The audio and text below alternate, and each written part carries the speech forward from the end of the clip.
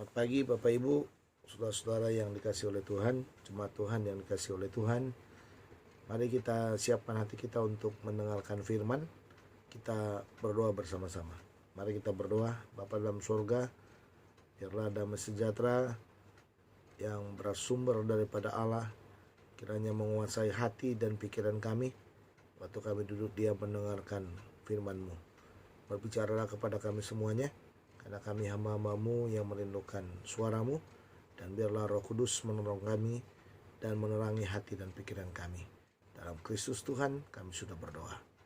Amin. Baik Bapak Ibu, pagi ini kita melihat firman Tuhan dari Roma pasal yang ke-8. Roma pasal 8 ayat 12 sampai dengan ayat yang ke-25. Demikian firman Tuhan. Jadi saudara-saudara, kita adalah orang berhutang tetapi bukan kepada daging, supaya hidup menurut daging. Sebab jika kamu hidup menurut daging, kamu akan mati. Tetapi jika oleh roh kamu mematikan perbuatan tubuhmu, kamu akan hidup. Semua orang yang dipimpin roh Allah adalah anak Allah. Sebab kamu tidak menerima roh perbudakan yang membuat kamu menjadi takut lagi, tetapi kamu telah menerima roh yang menjadikan kamu anak Allah. Oleh roh itu kita berseru, ya Aba, ya Bapa. Roh itu bersaksi bersama-sama dengan roh kita bahwa kita adalah anak-anak Allah. Dan jika kita adalah anak, maka kita juga adalah ahli waris. Maksudnya orang-orang yang berhak menerima janji-janji Allah, yang akan menerimanya bersama-sama dengan Kristus. Yaitu jika kita menderita bersama-sama dengan Dia, supaya kita juga dipermuliakan bersama-sama dengan Dia. Sebab aku yakin bahwa penderitaan zaman sekarang ini tidak dapat dibandingkan dengan kemuliaan yang akan dinyatakan kepada kita. Sebab dengan sangat rindu seluruh makhluk menantikan saat anak-anak Allah dinyatakan. Karena seluruh makhluk telah ditaklukkan kepada kesia-siaan, bukan oleh kehendaknya sendiri, tetapi oleh kehendak Dia yang telah menaklukkannya. Tetapi di dalam pengharapan, karena makhluk itu sendiri juga akan dimerdekakan dari perbudakan kebinasaan dan masuk ke dalam kemerdekaan kemuliaan anak-anak Allah. Sebab kita tahu bahwa sampai sekarang segala makhluk sama-sama mengeluh dan sama-sama merasa sakit bersalin. Dan bukan hanya mereka saja, tetapi kita yang telah menerima karunia sulung roh, kita juga mengeluh dalam hati kita sambil menantikan pengangkatan sebagai anak, yaitu pembebasan tubuh kita. Sebab kita diselamatkan dalam pengharapan, tetapi pengharapan yang dilihat bukan pengharapan lagi. Sebab bagaimana orang masih mengharapkan apa yang dilihatnya. Tetapi jika kita mengharapkan apa yang tidak kita lihat, kita menantikannya dengan tekun. Sampai di sini pembacaan firman Tuhan. Saya percaya Roh Kudus menerangi kita waktu kita membaca firman ini. Kita melihat konteksnya dari pembicaraan kita ini. Konteksnya sebenarnya adalah masih bagian dari Roma pasal 8 ayat 1 sampai dengan 11 yang membicarakan tentang persoalan daripada kemerdekaan kita. Bahwa setelah kita merdeka di dalam Yesus, dikatakan dalam ayat 1 itu, ya, demikianlah sekarang tidak ada penghukuman bagi mereka yang ada di dalam Kristus Yesus. Ya, jadi memang setelah kita percaya kepada Yesus tidak ada lagi penghukuman bagi kita.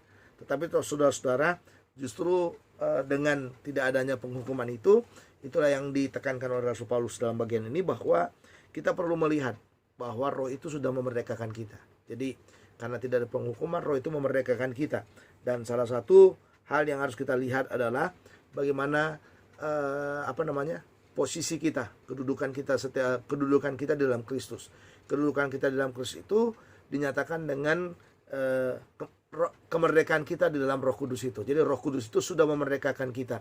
Dalam arti kita sekarang diberi posisi yang baru, dan salah satu posisi yang diberikan kepada kita itu berkenaan dengan tema yang akan kita bahas pada pagi hari ini, yaitu tema yang berkaitan dengan posisi kita sebagai anak Tuhan. Ya, posisi kita sebagai anak Tuhan yang dikatakan di dalam ayat yang ke-6, 16.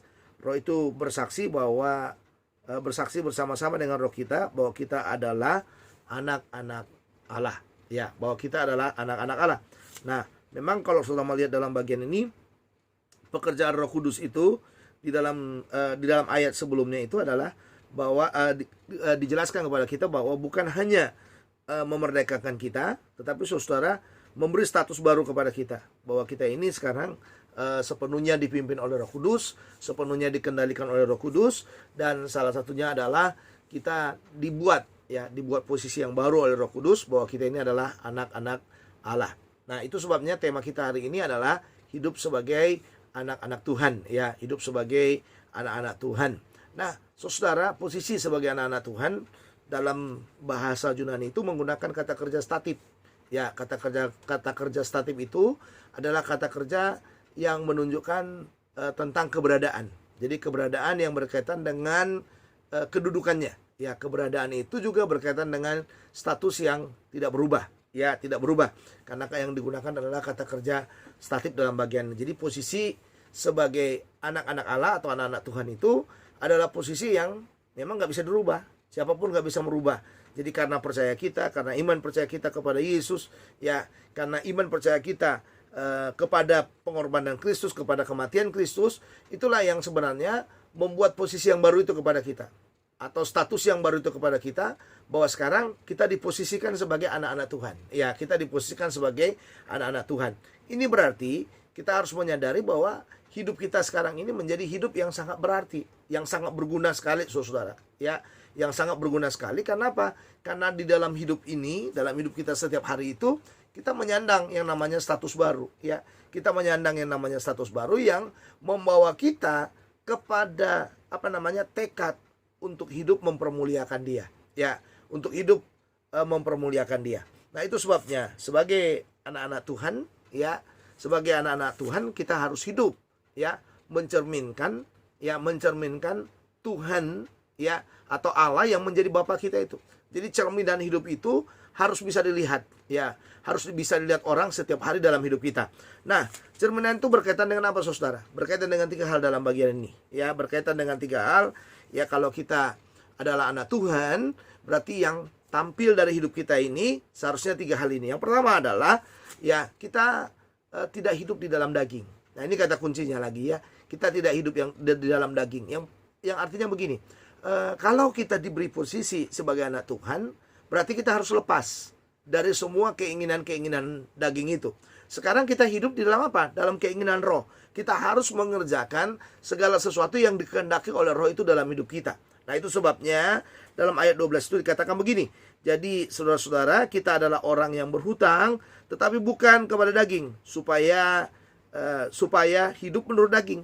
Ya, jadi kita nggak berhutang kepada daging.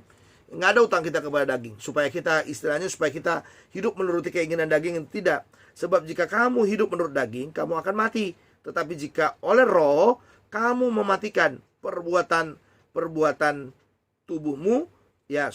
Ayat 13, ya. Sebab jika kamu hidup menurut daging, kamu akan mati. Tetapi jika oleh roh, kamu mematikan perbuatan tubuhmu, kamu akan hidup. Nah, ini yang pertama, saudara. Jadi kalau kita, ya, dikatakan bahwa kalau kita adalah anak Tuhan, hal yang pertama yang harus kita ingat atau yang harus kita lakukan dalam bagian ini, kita harus melepaskan semua keinginan-keinginan daging itu dalam hidup kita. Jadi dalam arti kita tidak lagi berjalan di dalam keinginan-keinginan daging itu. Jadi kita harus bermusuhan dengan yang namanya apa? Yang namanya daging. Karena apa? Karena daging itu sudah mematikan kita. Daging itu sudah memisahkan kita daripada Allah. Kehidupan dalam daging itu sudah membuat kita bermusuhan dengan Allah. Nah, satu-satunya cara dikatakan kita harus hidup dalam roh. Supaya apa? Supaya kita bisa tetap hidup. Ya, ini dia, ya, saudara, ya.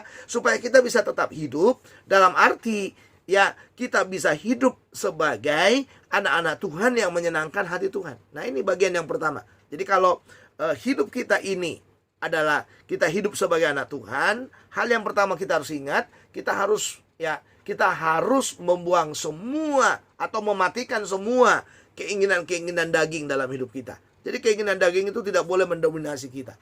Ya, minggu lalu saya sudah menjelaskan kepada saudara bahwa keinginan-keinginan daging dalam Galatia pasal 5 itu ayat 19 sampai 21 itu jelas sekali dikatakan bahwa perbuatan-perbuatan daging itu telah nyata bagi kita. Salah satu dikatakan adalah perbuatan itu berkaitan dengan apa? Percabulan itu.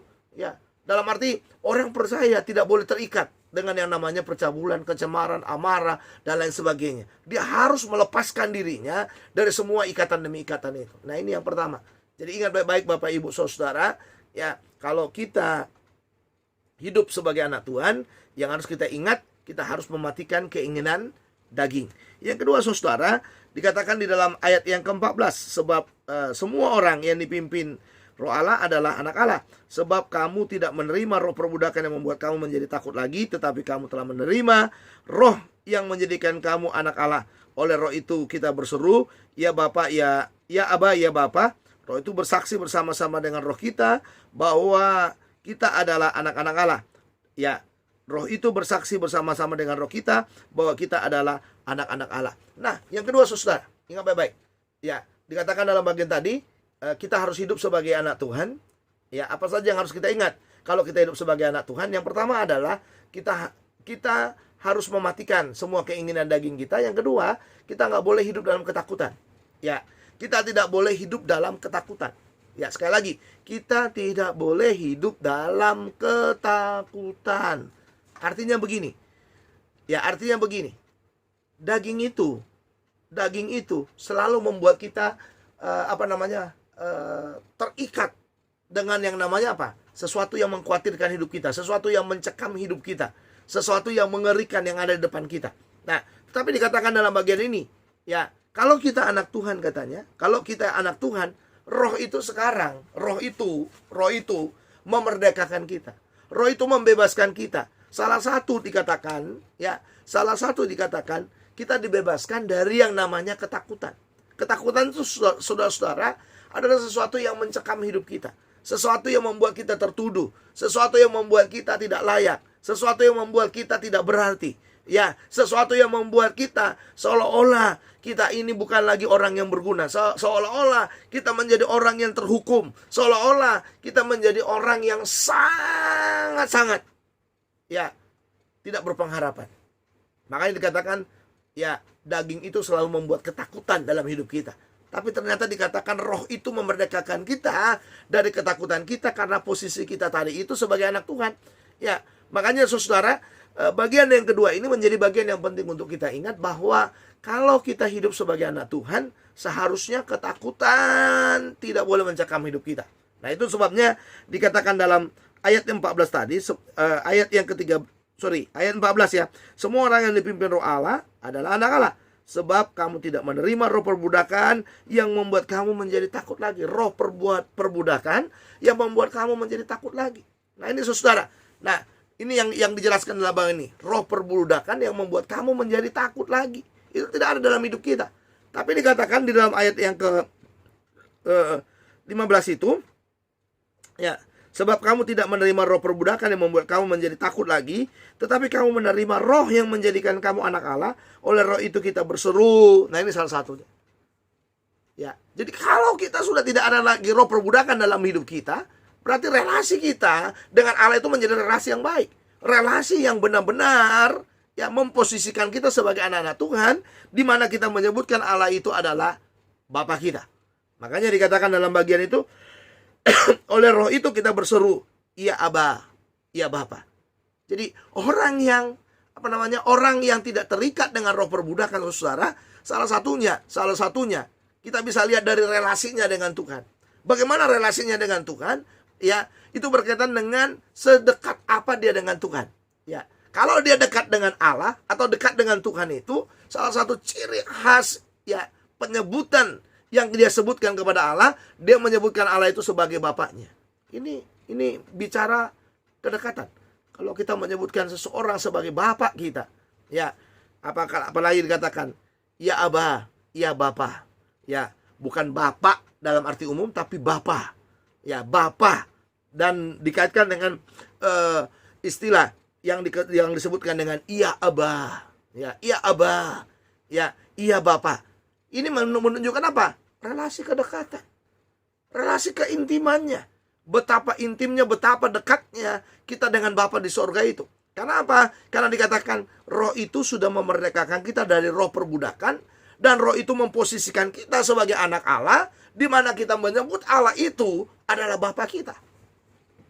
Ya, adalah Bapa kita. Jadi salah satu kemerdekaan yang bisa dilihat dari doktrin Kristen, doktrin Kristen, ya, tentang kedekatannya dengan Allah, bagaimana penyebutan kita terhadap Allah itu.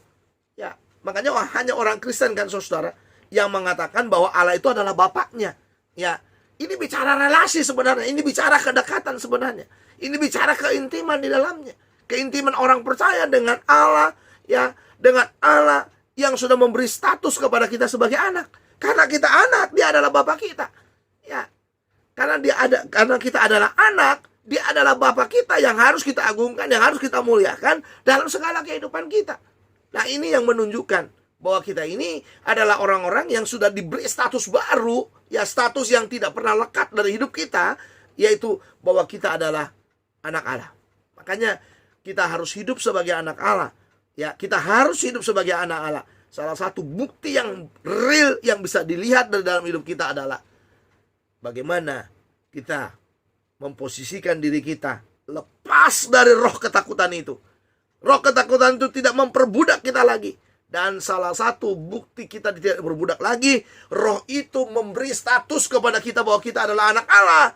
Dan kita menyebut Allah itu sebagai Bapa kita. Ini bagian yang kedua. Ya, ini bagian yang kedua. Jadi saudara, kita hidup sebagai anak Tuhan, ya, kita harus mengingat 3 hal. Ya, bahwa kalau kita hidup sebagai anak Tuhan, yang pertama, kita harus mematikan semua keinginan daging kita. Yang kedua, kita tidak boleh hidup dalam ketakutan. Yang ketiga, yang terakhir saudara. Ya, yang terakhir, kita harus hidup dalam janji-janji Tuhan.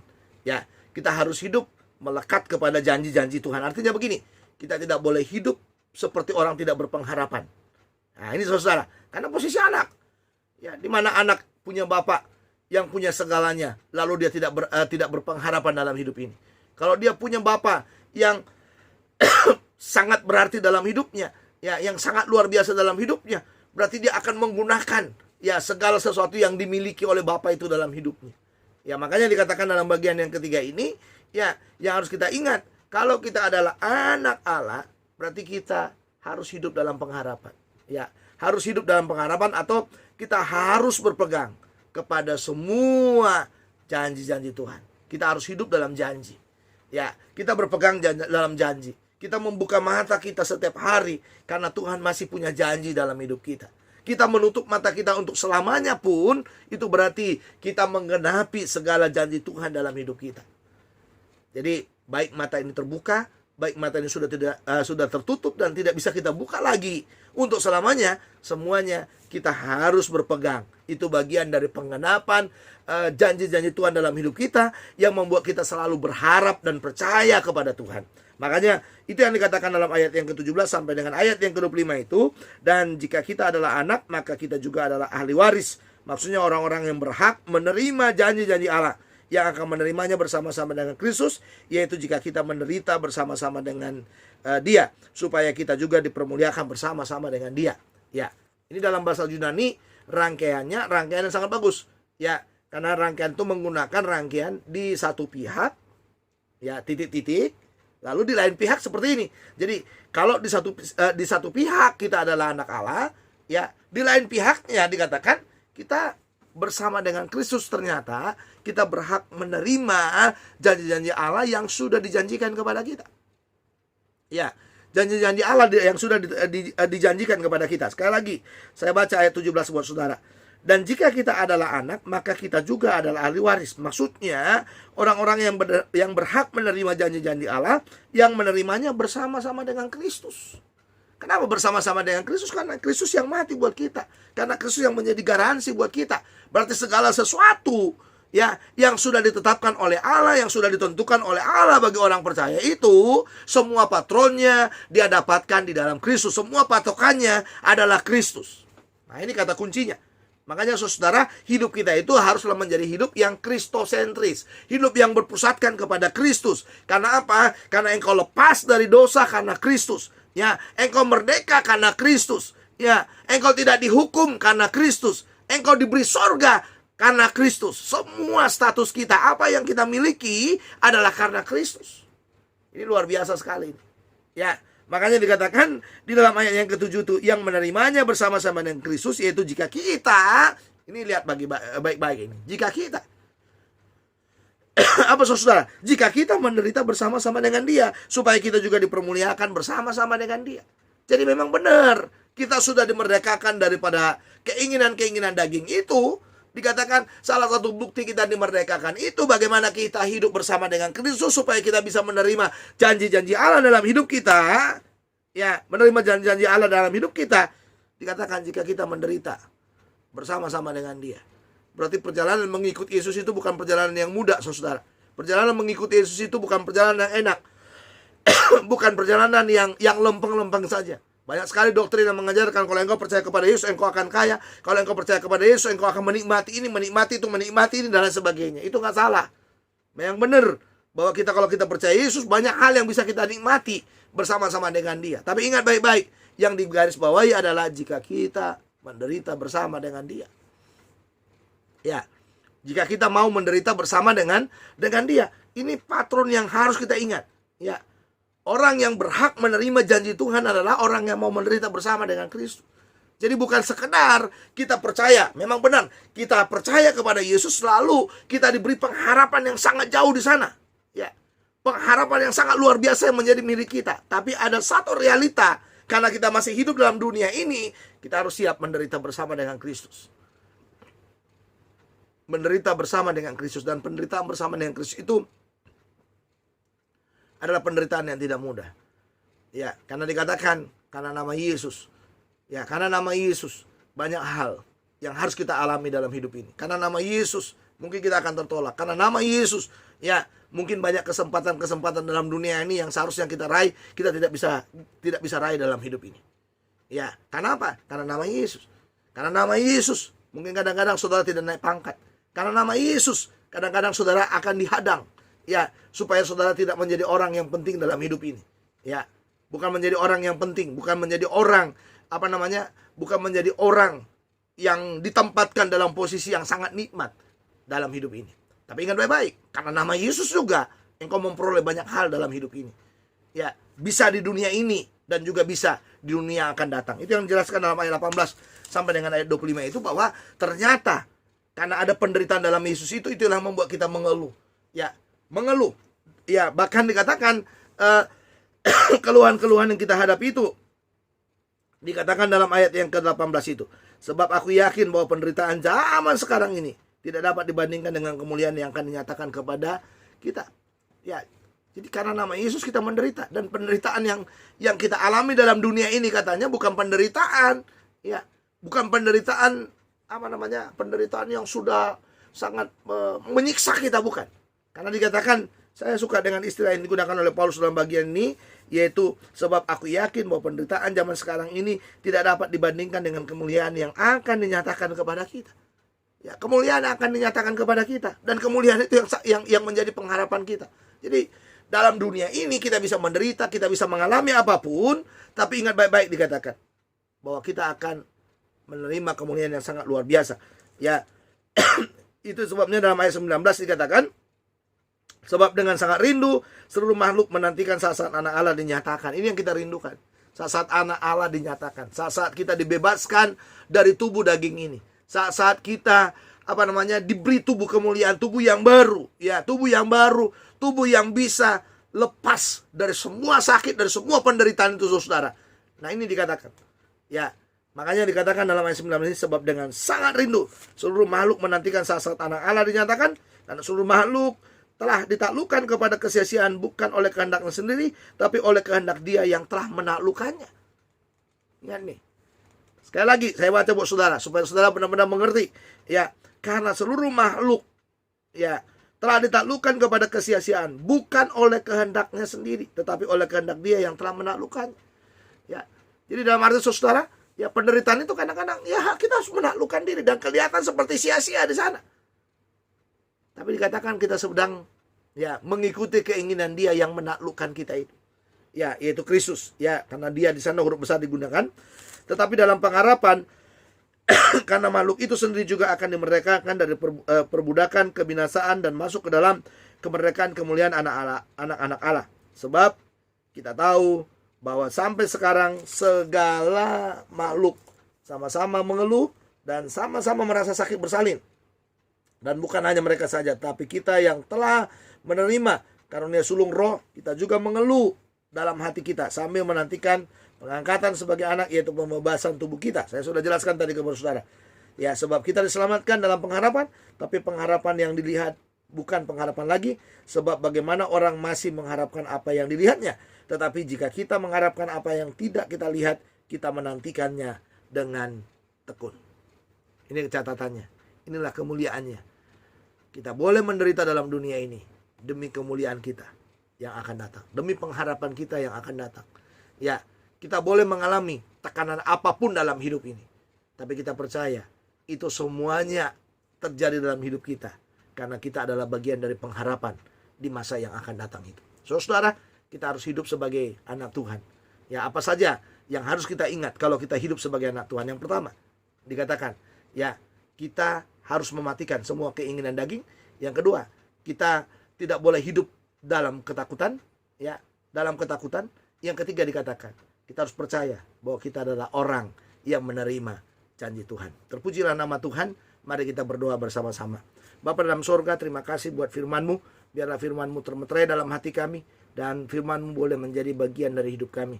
Tolong kami dalam semua pergumulan demi pergumulan hidup kami. Berilah kami kekuatan, dan berilah kami hati yang baru, sukacita yang baru, supaya kami boleh berharap kepada Tuhan, percaya kepada Tuhan, dan kami boleh mengasihi Tuhan. Biar kami boleh memberi yang terbaik kepadamu Tuhan. Dalam masa-masa pandemi ini, biarlah Tuhan terus menjaga kami, memberikan imun tubuh yang kuat kepada kami, sehingga dalam usia-usia kami yang mungkin sudah tua, kami juga tetap kuat di dalam Tuhan. Kami yang masih muda, kami juga tetap kuat di dalam Tuhan. Semuanya kami menjadi orang-orang yang berpengharapan di dalam Tuhan, karena status baru kami, bahwa kami adalah anak Allah. Dan biarlah kami boleh hidup mencerminkan posisi baru kami ini, bahwa kami adalah anak Allah yang mengasihi Allah, dan kami boleh belajar memberi yang terbaik bagi Allah dan Tuhan kami yang mengasihi hidup kami. Dan biarlah kami boleh hidup dalam relasi yang akrab dengan Tuhan. Terima kasih, terpujilah nama-Mu. Dalam Kristus Tuhan kami sudah berdoa. Amin. Terima kasih buat Bapak Ibu yang sudah mendengarkan firman ini. Kuat selalu dalam Tuhan, sehat, dan mari kita jaga terus, kita tingkatkan terus relasi kita dengan Tuhan. Dan jangan lupa, ya, dan jangan lupa setiap hari berharaplah kepada Dia, percayalah kepada Dia bahwa Dia adalah Tuhan yang mengasihi kita. Shalom.